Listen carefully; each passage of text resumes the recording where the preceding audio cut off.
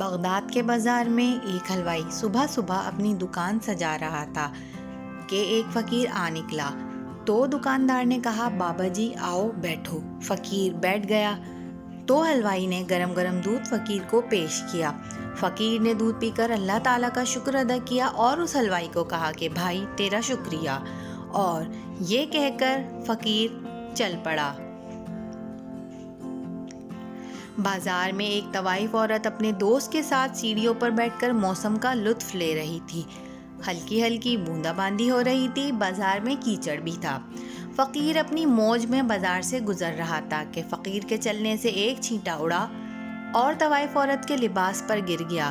جب یہ منظر طوائف کے دوست نے دیکھا تو اسے بہت غصہ آیا۔ وہ اٹھا اور فقیر کے منہ پہ تھپڑ مارا اور کہا، فقیر بنے پھرتے ہو، چلنے پھرنے کی تمیز نہیں۔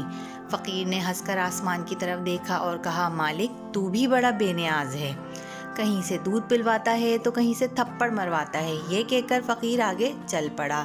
طوائف عورت چھت پر چل رہی تھی تو اس کا پاؤں پھسلتا ہے اور زمین پر سر کے بل گر جاتی ہے۔ اس کو ایسی شدید چوٹ لگتی ہے کہ موقع پر ہی مر جاتی ہے۔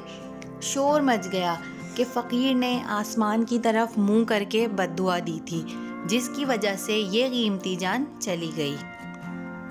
فقیر ابھی بازار کے دوسرے کونے تک نہیں پہنچ پائے تھے کہ لوگوں نے فقیر کو پکڑ لیا اور کہا کہ بڑے فقیر بنے پھرتے ہو، حوصلہ بھی نہیں رکھتے۔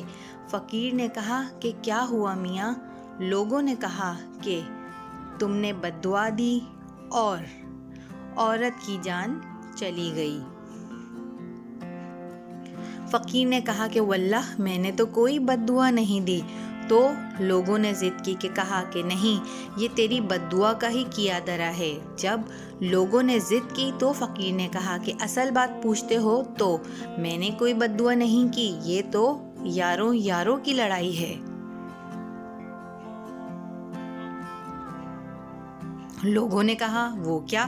فقیر نے کہا کہ جب میں گزر رہا تھا اور میرے پاؤں سے چھینٹا اڑا اور اس عورت کے لباس پر پڑا تو اس کے یار کو غصہ آیا، اس نے مجھے مارا، تو پھر میرے یار کو بھی غصہ آ گیا۔ یعنی کسی کو ناحق تکلیف پہنچاؤ گے تو خود کو بھی اذیت پہنچے گی۔ بالکل صحیح بات ہے، آج کل کی دنیا میں ہم لوگ یہی تو کر رہے ہیں، بنا سوچے سمجھے کسی کو بھی تکلیف پہنچا دیتے ہیں۔ اگر آپ لوگوں نے آخر تک ویڈیو دیکھی ہے اور اچھی لگی ہے تو پلیز میرا چینل سبسکرائب کیجیے۔